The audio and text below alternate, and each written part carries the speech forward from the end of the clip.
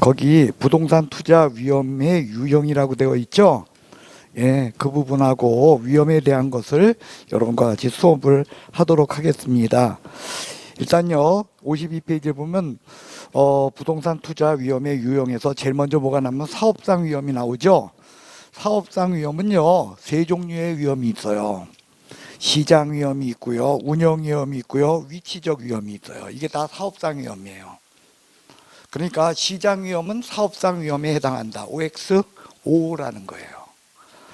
그래서요, 여러분들 시장 위험이라는 건 시장은 수요와 공급이 만난 곳에서 균형량과 균형 가격이 바뀌는 것이에요. 그러니까 시장을 통해서 여러분들 투자에 대한 가격은 바로 뭐냐면은 수익률이에요. 다른 말로 하면 이자율이 될 수도 있어요. 그래서 이자율 변동에 따른 위험 이런 것들은 시장 위험이니까 그 시장 위험은 다른 말로 이야기하면은 사업상 위험의 일종이라는 거예요. 그래서 이 부분을 이렇게 외워주세요. 첫 글자를 따가지고 사시운위. 사업상 위험은 시장 위험, 운영 위험, 그 다음에 위치적 위험으로 이루어져 있다. 그래서 어떻게 생각하면 이렇게 생각하면 돼요. 사시는 운이다. 옛날 사법고시는 운이야. 그래서 위험해. 사시운위. 그래서 사업상 위험, 운 시장 위험, 운 운영 위험, 위치적 위험으로 이루어져 있다. 그래서 여러분들 운영 위험은 저기 운영하는 사람 CEO가 좀 그렇거나 아니면은 뭐 근로자가 너무 태만하거나 이래서 발생할 수 있는 위험, 이런 것들이 바로 뭐냐면 거기서 말하는 운영의 위험이 있고요. 그 다음에 거기 위치적 위험은 입지를 잘못 잡아가지고 발생하는 위험, 입지 선택을 잘못해서 발생하는 위험, 이런 것들이 여러분들 위치적 위험에 해당한다. 이렇게 나눠서 보시면 되겠고요.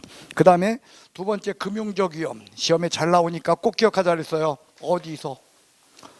아까 여러분들과 본, 그죠? 지렛대 효과. 근데 시험에는 지렛대 효과가 지렛대라고만 나오고 아니면 레버러지 효과라고도 나오고, 그렇죠. 영어로 하면 레버러지야. 그래서 레버러지 효과, 지렛대 효과 같은 이야기예요. 그래서 여러분들 거기에 보면 부채의 사용으로, 즉 은행 돈을 빌려옴으로 말미암아 뒤따르는 위험, 그 뜻이라는 거예요. 그래서 채무 불이행 위험을 의미한다. 그래서 파산 위험이라고 적혀 있죠. 채무 불이행 위험이다. 그 다음에 법적 위험, 정부의 정책의 변화에 따르는 위험인 거야. 그래서 법적 위험은 정책적 위험이기도 해요. 그 다음 인플레이션 위험, 그죠? 예상 인플레이션보다 실현 인플레이션이 높게 나타나. 그럴 적에 위험한 결과를 얻게 되겠죠. 그 다음에 유동성 위험, 유동성 위험은 부동산의 특정된 위험이에요. 그럼 유동성 위험이라는 건 뭐냐? 유동성은 돈을 의미해요. 유동성은 뭘 얘기한다고요? 돈을 의미합니다. 그래서 유동성 위험이라는 건 현금화 시키는 데 뒤따르는 위험이야. 부동산을 현찰화 만들려고 하면은 일단 기간이 빠르고 기간이 오래 걸려 현찰화 시키는데. 그리고 그냥 현금화 탁 떼버려. 아니면은 비용 많이 들어. 그리고 세금 내 안 내? 세금도 내. 그죠? 그래서 현금화 시키는 데 뒤따르는 위험, 이런 것을 우리는 유동성 위험이라서 이렇게 이야기해가지고 부동산이 유동성 위험이 커요. 여기에 대해서 여러분들 주식 같은 건 유동성 위험이 큰가요? 작은가요? 유동성 위험 3일이면 주식은 팔고서 3일이면 현찰 3일이 아닌가요? 3일. 옛날엔 저는 주식 안 한 지가 하도 오래돼서 3일이면 현찰화 시키잖아요. 그러니까 여러분들 유동성 위험이 적죠. 유동성 위험이 제일 작은 건 그러니까 뭐냐? 현금이야. 유동성이 1이야. 그죠? 현금은 현금화 시키는데 어려움이 없어. 그 다음으로 유동성 위험이 큰 게 뭐냐? 유동성 위험이 작은 거? 카드. 그죠? 카드 현찰화 시키는데 너무 편하잖아. 그죠? 근데 그래도 돈 들어 안 들어? 카드도 그죠? 조금 그거 수수료 떼잖아. 그래 놓다 보니까 거기도 역시 유동성이 조금씩은 존재해요. 그리고 과거에는요, 카드는요, 거의 유동성 위험이 꽤 컸어요. 왜? 재래시장 같은 데서 카드 안 받는데 어땠어? 많았죠. 근데 요새는 그렇소? 그저 1,000원짜리도 카드 다 되잖아. 우리 어렸을 적에는요, 어렸을 때가 아니네요. 제가 여러분, 그 어렸을 때네. 여러분 29이니, 그죠? 그 옛날에는 차마 뭐 있잖아요. 10,000원 단위 밑에 거를 카드 내기가 너무 껄끄러웠어요. 근데 요새는, 그죠? 뭘 사도 그냥 당연하게 카드 내. 당연히 되는 걸로 생각하고. 네. 그러니까 유동성 위험이 그만큼 카드가 줄어들었다는 거죠. 이런 것들이 여러분들 유동성 위험으로 부동산의 경우는 그 유동성 위험이 무척 크더라. 현금화시키는데. 예, 그래서 이러한 위험의 투자 위험의 유형이고요. 위험은요, 거기에 두십시오. 이런 부동산 투자에서만이 위험의 문제가 생기는 게 아니라 부동산 개발론에서도 또 위험의 얘기가 또 나오게 돼요. 개발이 뒤따르는 위험이 있어요. 거기에도 시장 위험이라는 게 있고요, 법률적 위험이라는 게 있고요, 그리고 개발에서는 비용 위험이라는 게 있어요. 비용 위험. 자, 개발이 뭔지를 먼저 알아야겠죠. 부동산 개발이라는 것은요, 이런 거예요. 땅을 사요. 이 산 땅, 요걸 갖고, 우리가 그냥 산 땅, 요걸 갖고 소지라 그래요. 소지가 뭐요? 예? 합격입니다. 그래요. 맞췄어요. 자연 그대로, 천연 그대로의 땅, 그게 소지죠. 그래가지고 개발이라는 건 소지를 갖고 어떻게? 소지를 조성을 해요. 조성지로 만들어. 그리고 거기다가 뭐해? 건축을 해요. 이게 개발이에요. 그러니까 여러분들, 개발이라는 건 건축만 의미한다, 아니면 토지를 조성하는 것을 포함한다? 토지를 조성하는 것을 포함한 것이 개발이에요. 그러니까 땅을 사가지고 여기다 이제 건물을 올린다고 해봅시다. 이럴 적에 여러분들 법률적 위험이라는 건 뭐냐면, 건물 올리려면 인허가 뒤따라 안 따라?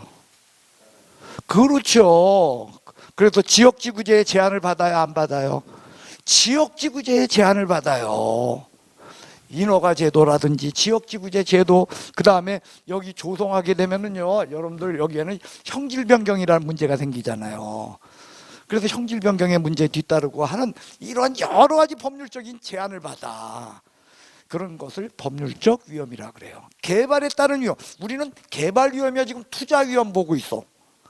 근데 투자 위험 말고 개발 위험이라는 것이 별도로 또한 존재하고 있다는 거예요. 네. 그다음 두 번째로는요, 공사기간이 이래가지고 이래서 공사기간을 2년을 잡았어. 2년을 잡았는데 공사기간이 연장돼.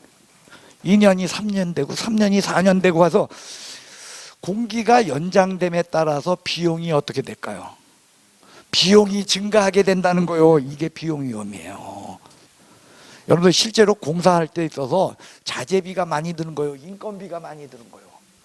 공기가 연장되게 되면 인건비가 진장스러 늘어난다는 거야. 이런 것이 비용 위험이다. 그 다음 시장 위험이라는 건 뭐냐? 여러분들 시장 변동, 개발에 따른 시장 변동, 이것에 대해서 여기에 뒤따를 수밖에 없다는 거예요. 그래서 이런 개발이라는 측면에 있어서도 위험의 문제가 나와. 근데 여기는 개발 측면이다, 지금 투자란 측면에서의 위험을 논하는 거다. 투자란 측면에서의 위험을 논하는 것이니까 개발 위험과 투자, 여기 투자에서의 위험, 이게 또 나왔을 때 여러분들 헷갈리지 말라는 거예요. 일단요, 부동산 투자 위험에 대한 이야기를 다뤘습니다. 자, 그러면 위험을 왜 논하는가? 절 좀 보십시오. 첫 번째, 위험이라는 건 정성적 개념이다, 정량적 개념이다. 정성적 개념이라는 건 어떤 거냐면, 여러분의 감성에 의해서 이건 위험해, 이건 위험하지 않아, 이렇게 느끼는 거야. 여기에 대해서 정량적 개념은 얘를 수치화시킨 거야. 수치화시킨 거요. 그건 무슨 개념? 정량적 개념이에요. 제가요 인천에서 서부 여성회관이라는 곳하고 그 다음에 여성의 광장이라는 곳, 그 두 군데에서 제가 실질적으로 공인중개사 이쪽을 갖다가 운영하고 있어요. 그런데 거기에는 공인중개사만 하는 게 아니라 과목이 뭐 70몇 개의 과목이 존재해요. 두 군데 다. 그러면은 결국 어떻게 되냐면은 분기별로 거기 강사들을 강의 그 평가를 해서 점수를 해가지고 70 몇 명 중에 몇 등 해가지고 그 평가가 나와야 돼요. 그런데 그 평가가 그게 실질적으로는 정량적인 거 아니에요. 정성적인 거 아니야. 근데 그 정성적인 걸 수치화 시켜야 돼. 그래 놓다 보니까 어떤 거냐.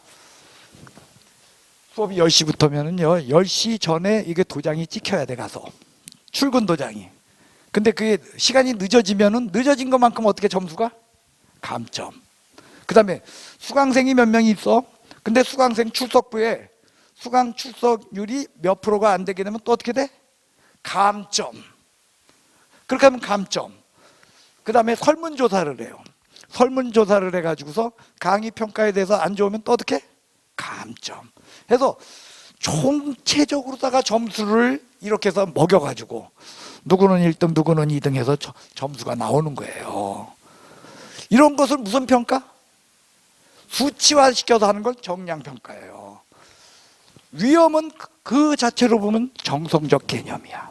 근데 그 정성적으로다가 우리가 이거 위험해 보여, 이거 위험하지 않아, 그래서 위험의 크기가 얼만데 3이야, 크기가 5야, 이렇게 숫자로 만들어 놔야 되잖아, 감성적인 걸. 그래서 위험은요, 여러분들 이렇게 정량평가가 된다 안 된다? 된다가 답이에요. 위험을 정량평가한 것이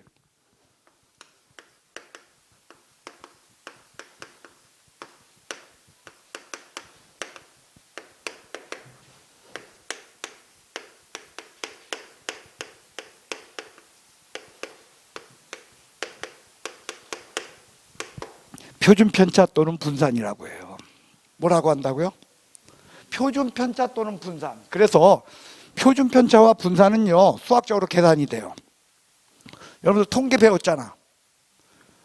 분산, 여기 이제 이렇게 V로 표시하죠. 분산.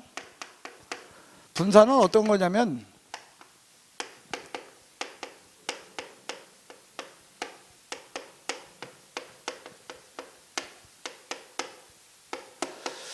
제곱의 평균에서 평균의 제곱을 뺀 것이에요.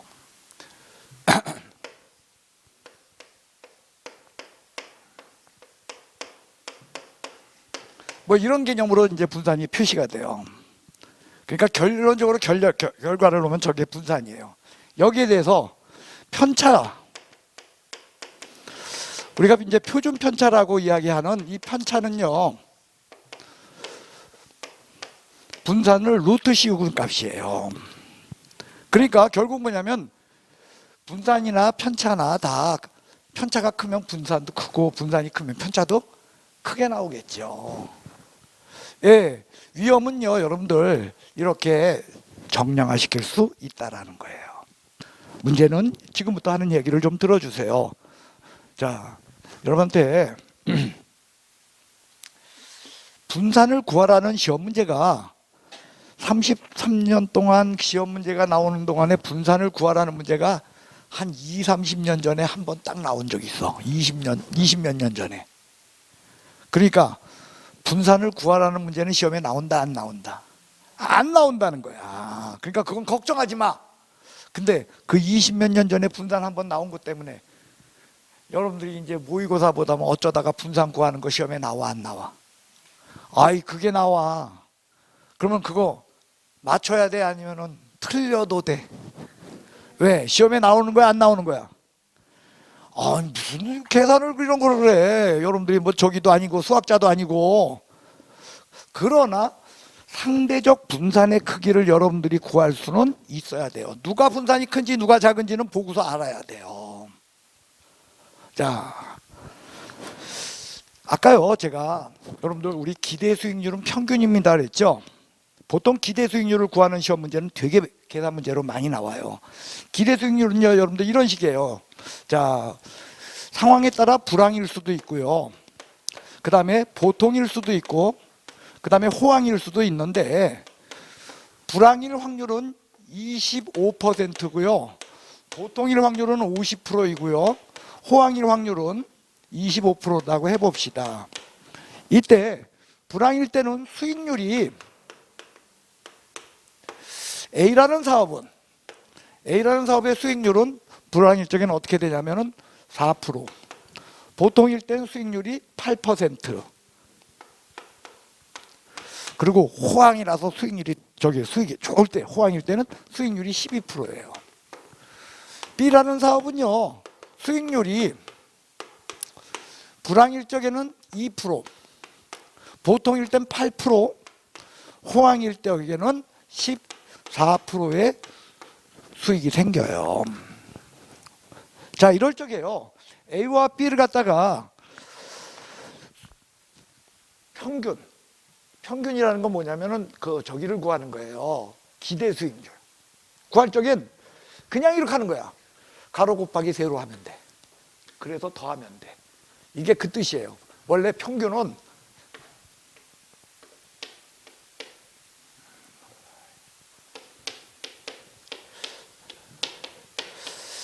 이게 평균이에요. 시그마라는 건 더한다는 뜻이야. X는 별량이고요. 이건 확률이야. 이게 확률이에요. 25%, 50% 이게. 그러니까 저런 거 볼 필요? 근데 여기는 아까 요걸 제곱을 했잖아. 그러니까 제곱의 평균이 됐던 거야, 이건. 이건 그냥 평균인데, 여긴 요거 제곱을 해가지고 제곱의 평균에서 평균 제곱이니까 이거 전체의 제곱을 빼는 거예요. M은 그냥 평균. 자, 그러니까 그냥 곱하면 돼. 이거 곱하면 얼마 나와? 100 나오죠? 100 나왔을 적에는요, 퍼센트랑 퍼센트를 곱했을 때는 동그라미 2개 띄는 거야. 동그라미 2개만 띄면 돼. 그러니까 이거 1이에요. 이거 5, 8, 4. 이거 곱하면 얼마? 25 곱하기 12? 4, 3, 10. 그러니까 3 나오네요. 3. 한참 걸리면 안 돼. 나 같으면 이거 이렇게 한 거야. 4 곱하기 3. 12를 4 곱하기 3. 4, 3, 12 아니야. 그럼 4 곱하기 25 하면 얼마 나와? 100이잖아. 100은 동그라미 2개 띄니까 1이잖아. 그러니까 얼마야? 그냥 3이야. 그렇게 한 거야. 이런 게 자연스러웠으면 좋겠죠, 여러분들도.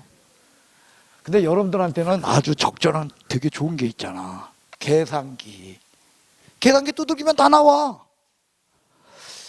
그래가지고 얘를 어떻게 해라 이렇게 해가지고 시그마가 뭐요? 그래서 세로 곱해서 가로 더하면 돼. 얼마? 평균 8이에요. 얘도 그 작업하죠? 평균 8이에요. 근데 A와 B 어떤 것이 분산이 크냐라고 물었을 때 지금 평균은 같아? 즉 뭐냐면 기대 수익은 같다는 거예요. 기대 수익 아까 평균이라고 적어줬어. 안 되면 노트 봐봐. 기대 수익률 이꼴 평균이다라고 적어놨어요. 자, 그러면요, 여러분들 여기도 8이고 여기도 8이야. 뭐가 같다?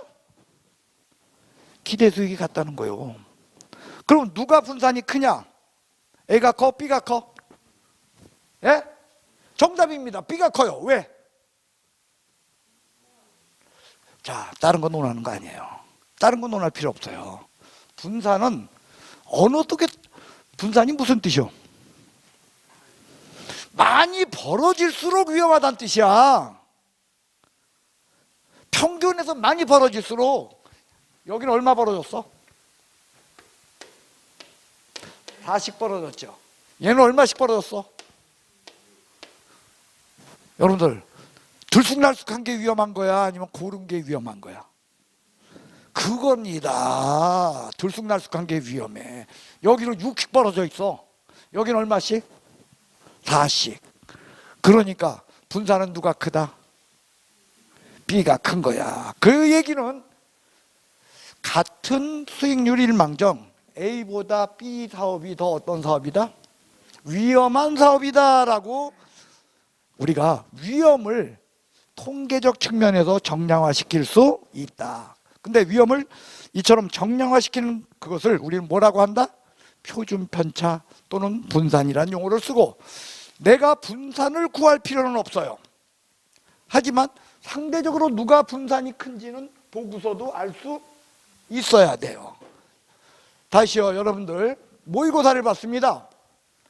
4차례에 걸쳐서 모의고사를 봤는데요, A는요 1회, 2회, 3회, 4회 모의고사가 여기선 80 나왔고요, 여기선 40점 나오고요, 여기서는 50점 나오고요, 70점 나왔다 할까요?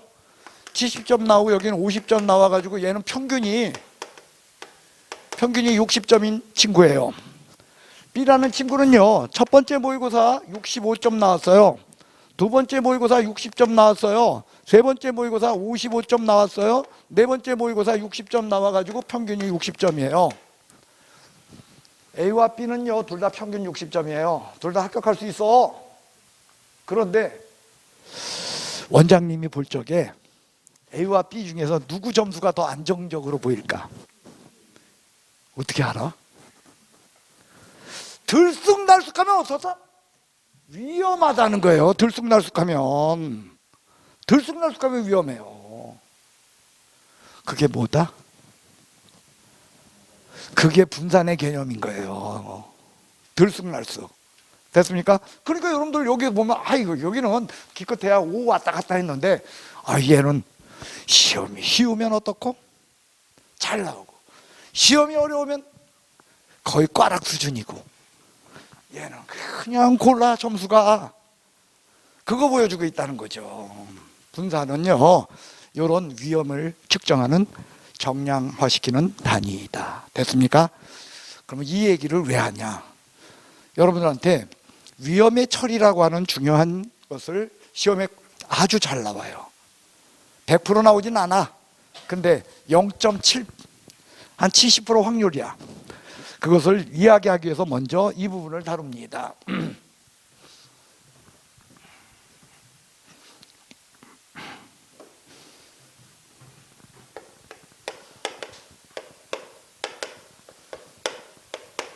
절 좀 보십시오. 여러분들이 투자자야. 투자자인 여러분들은 수익률 높은 쪽을 투자해야 돼, 수익률 낮은 쪽을 투자해야 돼. 반면에 위험이 큰 걸 해야 돼, 위험은 작은 걸 해야 돼. 위험은 줄이고, 그죠? 그 다음에 수익률은 높은 투자를 여러분들이 선택해야 된다는 거예요. 그죠? 근데 문제는 수익률이 높아지면 위험도 어떻게 돼? 덩달아 높아지잖아. 그래 놓으니까 여기서 여러분들 투자를 할 적에 잘 선택해야 된다는 거예요. 잘 선택하는 방법이 중에 하나가 위험의 처리로, 첫 번째 뭐냐?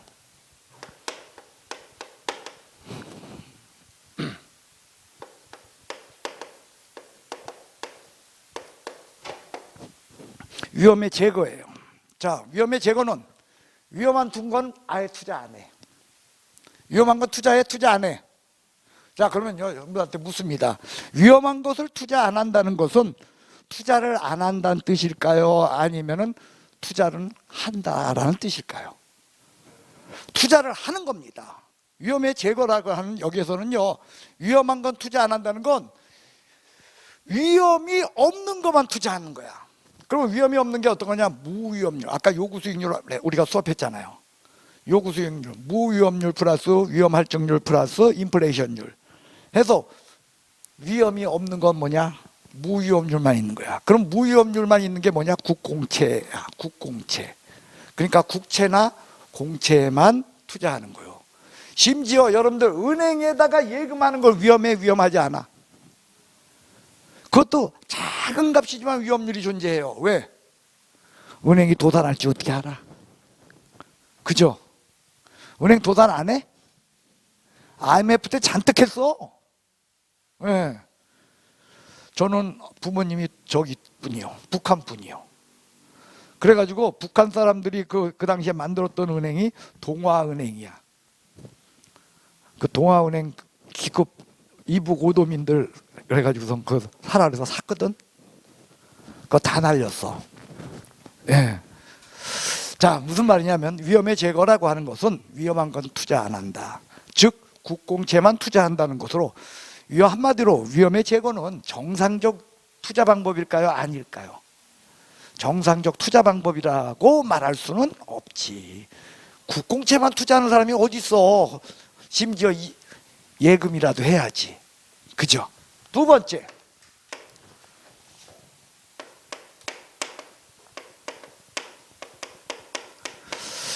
위험을 처리하는 두 번째 방법으로는 위험의 전가라는 방법이 존재해요. 저건 뭐냐면 위험을 본인이 혼자 떠맡는다, 슬쩍 남한테 떠넘긴다. 남한테 떠넘기는 방법, 그게 위험의 전가로, 위험의 전가 현상을 여러분들은 외워주셔야 돼요. 자, 첫 번째 위험의 전가 현상은요, 어떤 거냐면 이거요. 은행에서 변동이자율에 의해서 대출을 해줘. 무슨 이자율? 변동이자율. 그 얘기는 인플레이션으로 말미암아 이자율이 상승하게 되면 그 이자율 상승에 대한 위험을 누구한테 떠넘기고 있다? 고객들한테. 그죠? 다른 말로 하면 차입자죠. 은행이 떠안아야 될 위험을, 그걸 누구한테? 고객들한테 넘긴다는 거예요. 이런 것이 변동이자율, 이게 대표적인 위험의 전가 현상이에요. 두 번째는 이거요. 임대인이 임차인한테 임대료를 받잖아. 근데 그 임대료를 인플레이션 돼가지고 가격이 오른 것만큼 반영해서 임대료를 정해. 그러니까 인플레이션을 반영해서 그에 따른 임대료를 정한다면 위험을 임대인이 안는 거야? 임차인한테 떠넘기는 거요? 임차인한테 떠넘기는 현상이에요. 그리고 이런 위험의 전가 현상 중에서 누구나 하는 것, 가장 대표적인 게 뭐냐? 우리 사무실 옆에 뭐가 있어?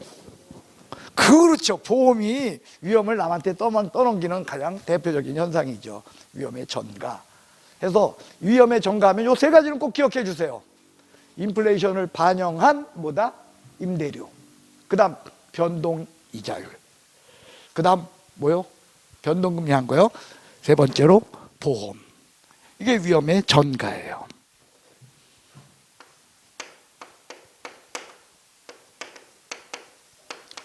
세 번째로 위험의 보유라는 방법이 있어요. 자, 위험의 보유 같은 거는요, 이런 거요.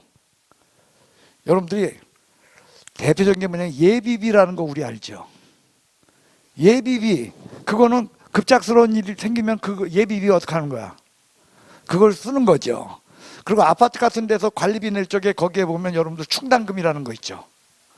충당금 그거 왜 내? 그렇죠, 그렇죠. 그러니까 앞으로 갑자기 이게 아파트가 뭔 어디서 천장이 되거나 어디서, 그죠? 물론 개인 시설에서는 그런 상관없는데 공공시설, 그런데 천장이 새거나 아니면 도로가 갑자기 어디가 파였거나 이럴 때, 또는 아파트 도색 한번 하려고 할 때 그거 갖고 하는 거야. 그러니까 위험을 미리미리 어떻게 하는 거예요?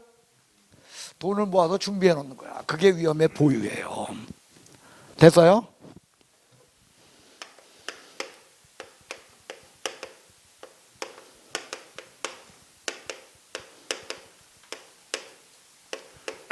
네 번째, 위험의 축소, 위험의 통제입니다.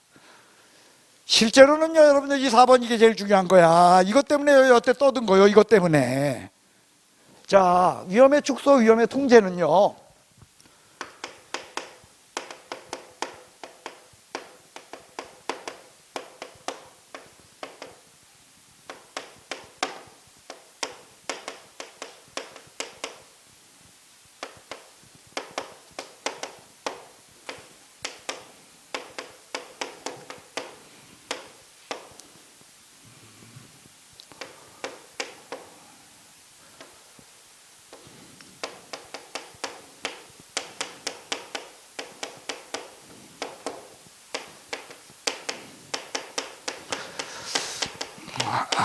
조금만 적지 적다 보니까 너무 많이 적네.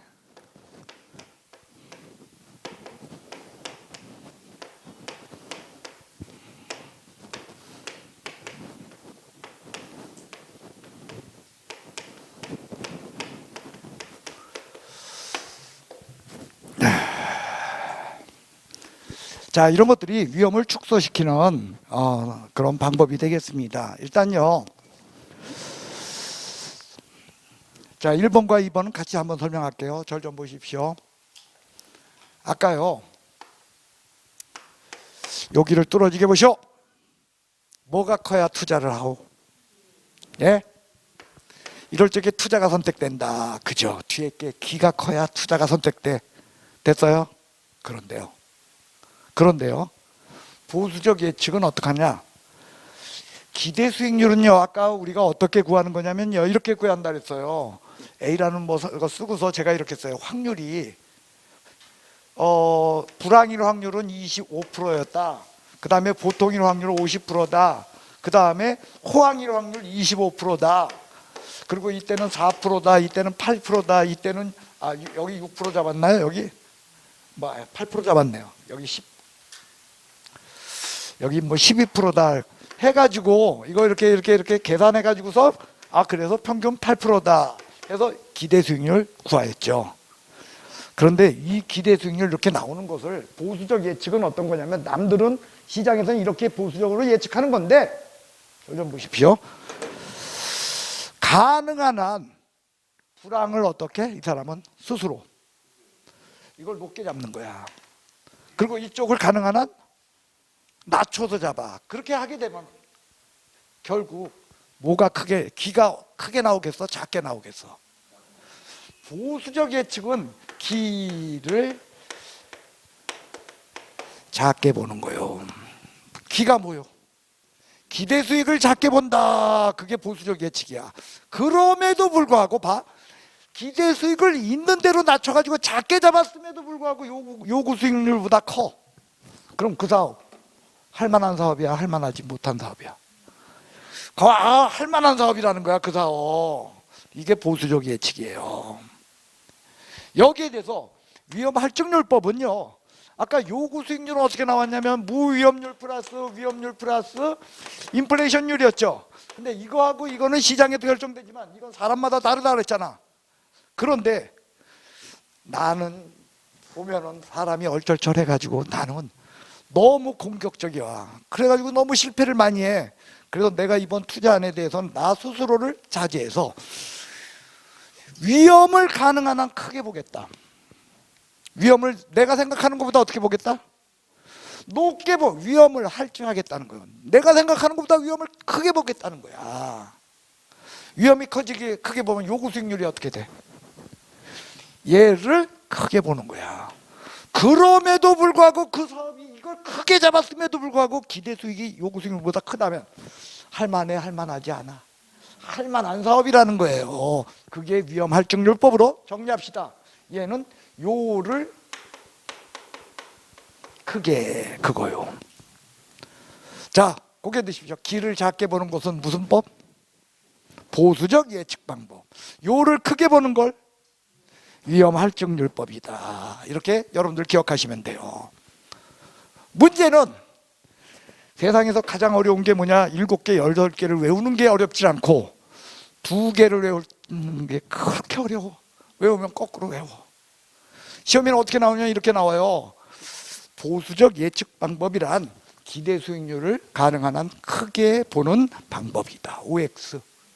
기를 어떻게? 작게 보는 거요. 위험 할증률법이란 요구 수익률을 가능한 한 작게 보는 방법이다. OX. X. 절 좀 보시오. 여기 보세요. 어디 봐요? 여기 보세요. 어디 봐요? 제가 어떻게 요자 크게 했어? 기자 크게 했어? 다시요. 여기 보세요. 요가 커, 기가 커. 요를 크게 제가 외쳤어요. 그래요. 요를 크게 보는 그건 뭐라고? 기를 작게 보는 방법. 보수적 예측이야. 근데 그러니까 시험 보다가 기를 크게 보는 건지 요를 크게 보는 건지 생각 안 나면 어떻게 하면 돼? 한번 해봐요, 여러분들이. 요를는 크게 보는 방법이구나. 기는 작게 보는 방법이구나. 그거라는 거요. 치사하게 이런 거 안 나와. 어떤 거냐면 보수적 예측 방법은 요를 작게 보는 그렇게 나오진 않아. 얘는 얘다 이런 걸로 나오진 않아. 중요한 건 기를 작게 본다, 요를 크게 본다야. 근데 그걸 바꿔놓는다는 거예요. 틀릴 거요, 맞출 거요? 어떻게 하면? 여기 요를 크게 보는 방법, 그죠? 이걸 가능한 한 크게 봤음에도 불구하고 얘가 그러니까 투자할 만해. 기를 가능한 한 낮춰. 그런데도 요보다 커? 그럼 할 만해. 이런 방법들, 위험을 어떻게 축소해 나가는 방법이요. 그래서 기를 낮춰봤더니 요보다 작아져 버렸네. 그러면 그때는 투자하게 돼, 안 하게 돼? 안 하게 되잖아. 그렇게 하니까. 그러니까 점점 더 투자 어떻게 해? 공격적으로 하게 돼, 보수적으로 하게 돼. 그래서 보수적 예측이라는 거예요. 예. 나이 들면 자연스럽게 보수적으로 바뀌어. 예, 보수적으로 바뀌어. 자, 그 다음 민감도 분석입니다. 자, 이 민감도 분석은요, 투자에 결정을 주는 다양한 요소들을 분석을 해요. 그래서 그 중에서 누가 제일 결과에 큰 영향을 미치는가를 보고 그 결과를 통제해 나가는 거야.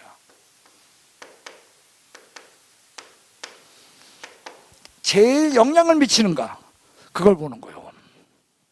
그래서 요소 분석해서 그 요소를 통제한다. 자, 이렇게 말하면 못 알아듣죠? 절 좀 보시오. 여러분들이 25시를 하려고 해요. 뭐 하려고? 그래서 25시를 하려고 할 적에는 아무데나 25시 내면 돼. 25시 매출에 영향을 주는 요소들을 한번 분석해 볼 필요가 있어. 그게 요소 분석이야. 25시에 매출에 영향을 주는데 첫째로 보니까 배후에 있는 아파트 숫자, 25시 매출에 어떤 영향을 주는가. 두 번째,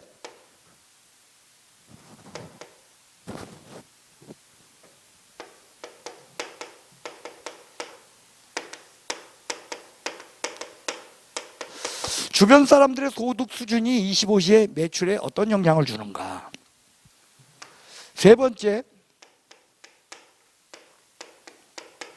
유동인구, 하루 동안에 25시 앞으로 걸어다니는 인구가 얼마인가가 25시 매출에 영향을 얼마나 주는가.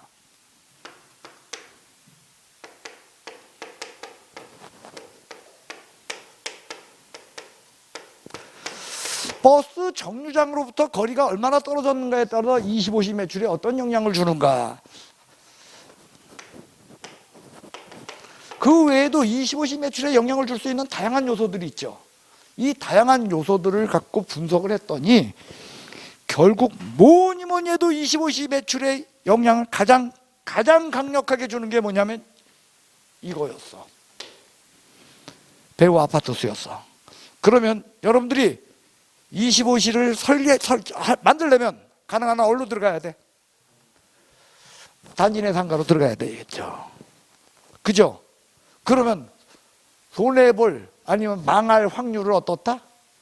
줄인다. 그게 민감도 분석이야. 매출에 영향을 주는 이런 다양한 요소들을 놓고 그 중에서 제일 민감한 사항을 찾는 거야. 그래서 그 민감한 사항을 통계에서 들어가. 그러면 손해본다, 손해보는 거 막을 수 있다. 손해볼 놈은 있죠. 그죠? 뭔 짓을 해도 망해. 하지만 이렇게 통계하고 들어간다. 이것이 무슨 분석? 민감도 분석으로 감흥도 분석이라고 돼요. 뭐라고도 한다?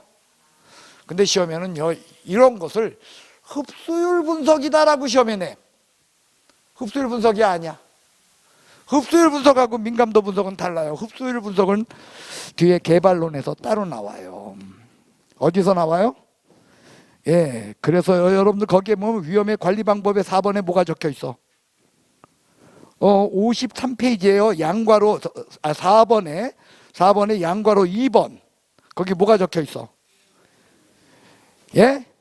거기에 보면은요, 여러분들 거기에 양괄호 2번에 동그라미 4번 보세요. 뭐가 있어요? 예, 그 중에 민감도 분석이라는 게 있어요. 그리고 가로 열고 뭐라 그랬어? 감흥도 분석. 거기다 쓰세요. 흡수율 분석 아님. 흡수율 분석 아니야 이거. 흡수율 분석은 따로 있어. 흡수율 분석이다. 민감도 분석이다. 민감도 분석, 흡수율 분석 아니다.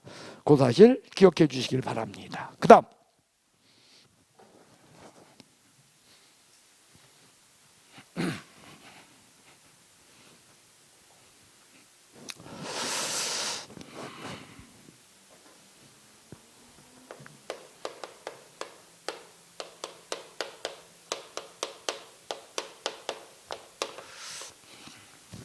평균 분산법이요. 자, 여러분들 평균이라고 써놓고 뭐라고 읽는다?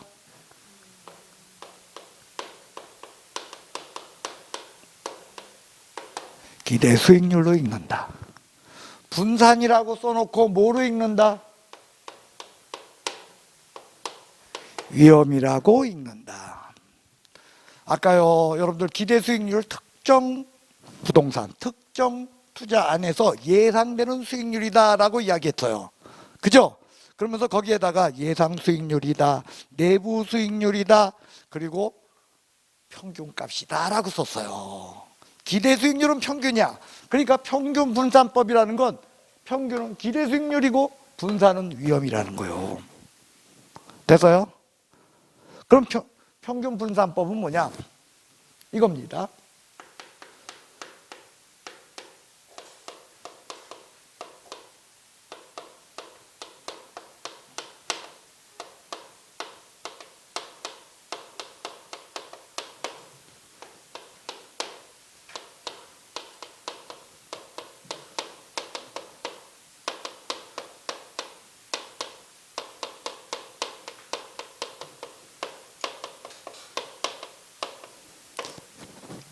수익률이 같으면 위험이 작은 쪽을 선택하는 것이고, 위험이 같으면 수익률이 큰 쪽을 선택한다라는 것이 평균 분산법이에요. 자, A와 B와 C와 D라는 4개의 투자안이 존재하고 있어요. 이때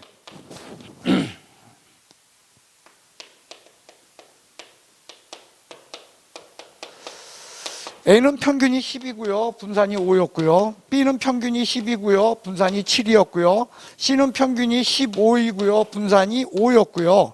D는 평균이 15이고요. 분산이 7이었어요. 자, 이 경우 이제 여러분한테 묻습니다.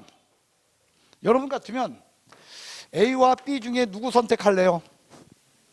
자, 봅시다. 평균 뭘로 읽어? 수익률. 두 개는 A와 B는 수익률이 어때요? 그런데 분산은 뭐로 읽어? 위험은 얘가 크고 얘는 작아. 그러면 여러분 같으면 A를 선택할래? B를 선택할래?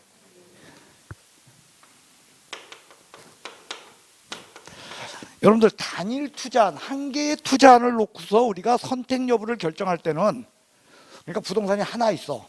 이거 살까 말까를 결정할 때는 요기로 결정하는 거야. 뭘로? 요기가 뭐요? 요구 수익률과 기대 수익률을 비교해서 뭐가 클 적에? 기가 클 적에 선택한다, 그거야. 근데 여러 개의 투자 대안이 같이 존재할 적엔 그 중에서 내가 하나를 선택해야 되잖아. 이럴 적에는 평균 분산법에 의한다는 거예요. 그 다음 C와 D를 놓고 선택을 해봅시다. 무엇가 같아? 그러면 어떤 쪽? 위험이 작은 쪽 C를 선택하게 된다. 그겁니다. 그러면 여러분들 여기서 얘와 얘를 놓고 봅시다. B와 D를 놓고 봅시다. B와 D를 놓고 보세요. B와 D는 뭐가 같아? 뭐가 같아? 위험이 같아요. 그런데 뭐가? 요구 수익률, 아니 기대 수익률. 기대 수익률 누가 커? D가 크잖아. 그러니까 누굴 선택한다? D를 선택한다는 거예요. 그러면 이번엔 A와 C, A와 C를 놓고 해봅시다. A와 C 위험이 어때? 근데 누가 수익률 좋아?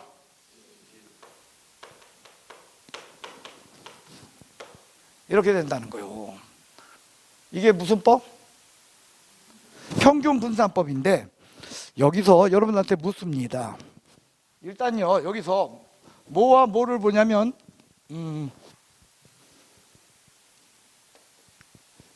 C하고요 B를 봅시다. 자, C와 B를 놓고 선택을 해봅시다. C와 B는 대답 못하면은 어떤 사람이요? 모자란 사람이야. 모질이야.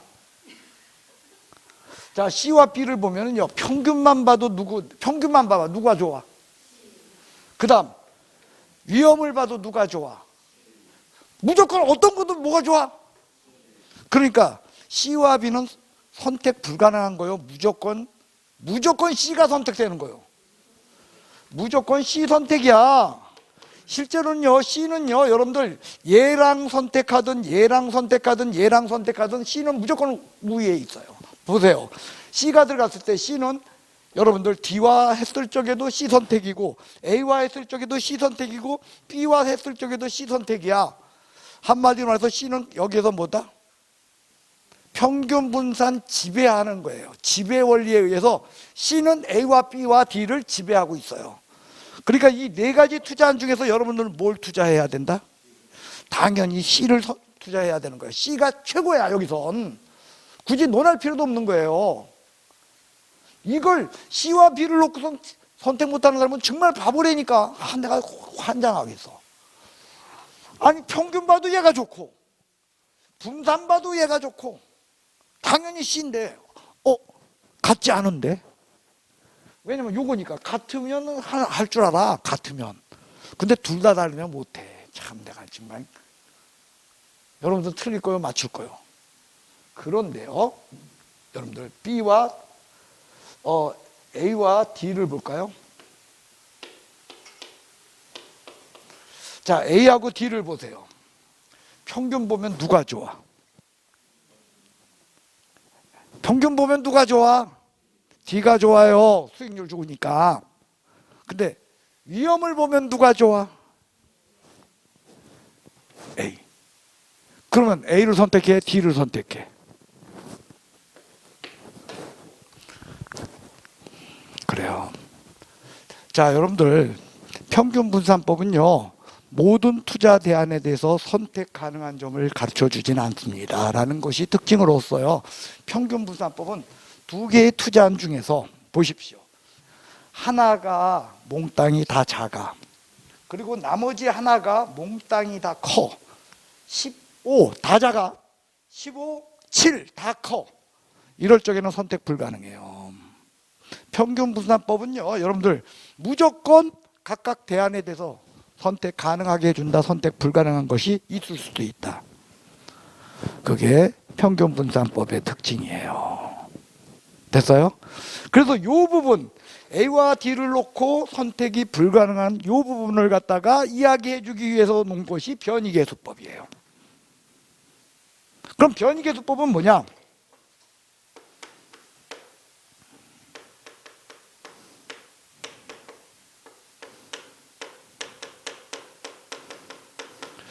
평균분의 표준 편차로, 저거는요, 여러분들 평균분의 표준 편차니까 분산을 그냥 이용해도 비교하는 데는 차이가 없어요. 로또를 씌우나 그냥 보나 크기에 두 개의 값은 다른 방정 크기의 변화는 없다는 거죠. 그래서 평균분의 표준 편차, 이게 변이계수로 절 좀 보십시오. 절 좀 보셔. 자, 여러분들 변이래. 변이라는 건 무슨 뜻이야? 바뀌는 거죠. 그럼 바뀌는 거면 위험한 거야, 위험하지 않은 거야? 위험을 측정하는 방법이에요, 이건. 그러니까 변이계수는 큰 게 좋은 거예요, 작은 게 좋은 거예요? 여러분들 여기에서 작은 게 좋다라는 거 몇 가지 기억하셔야 돼요. 변이계수 작을수록 좋아. 상관계수 작을수록 좋아.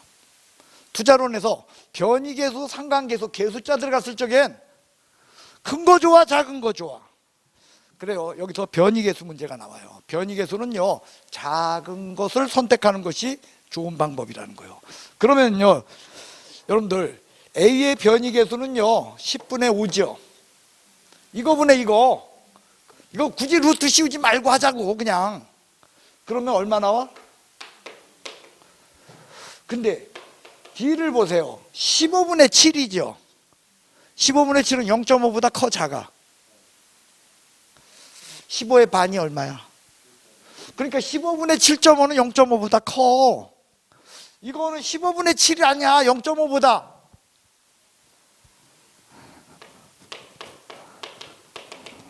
(0.46) 나올 거예요 아마. 46 0.466666 나올 거예요. 계산기 꺼내. 계산기 빨리 꺼내요. 핸드폰 꺼냈어요? 15분의 7 얼마 나오나 계산해라면 또 못해. 어떻게 하면 돼? 7 나누기 15. 분수는 나누기의 개념이라 그랬죠. 7 나누기 15 얼마 나와요?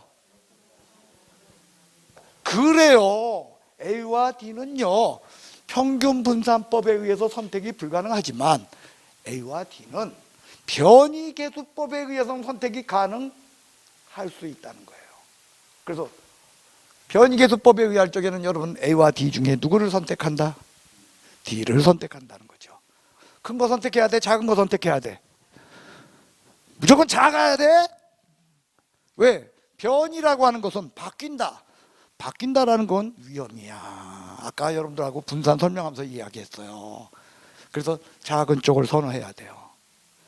그러면요 여러분들 이 변이계수는요 저거는요 여러분들 단순하게 수학적으로 표시한 건데 저거는 진짜일까요? 이거는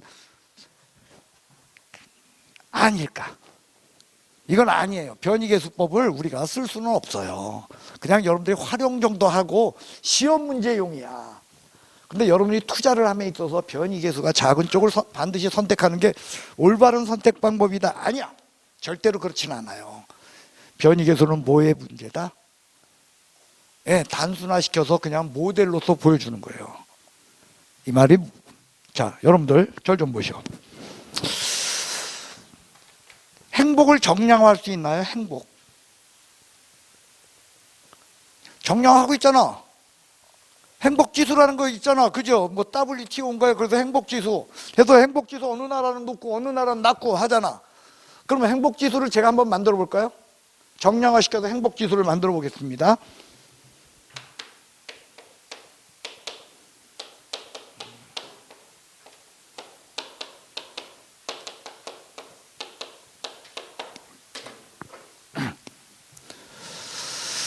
세상 살면서요 자기가 하고자 하는 것을 많이 이루면 많이 이룰수록 그 사람은 어떻다? 행복해요. 성취가 크면 클수록 행복해요. 근데 욕심이 많고 하고자 하는 욕망이 크면 클수록 그 사람은 어떻다? 불행해요. 그죠? 그러니까 행복지수는 욕망분의 성취다. 이렇게 단순하게 수학적으로 표시할 수 있어. 그러면 저건 참일까요? 저는요 욕망이 제로야. 세상에 그 어떤 욕망도 없어. 전 성취는 세상에 태어나서 내가 성취한 거는 내가 한 거는 딱 한 개밖에 없어. 정답이요. 제가 우리 마누라 15년 쫓아다녔어. 진짜로. 그 당시에는 저기 뭐라 그러죠? 스토커 이런 개념 없었잖아. 그 당시에는 그런 게 없었잖아요. 그러니까 그게 된 거야. 요즘 같으면 영창 같죠, 저. 예, 그러니까 제정신이 아니요. 그때 본인은 그 젊은 날의 그 모양 보면 제정신이 아니었던 것 같아요. 예?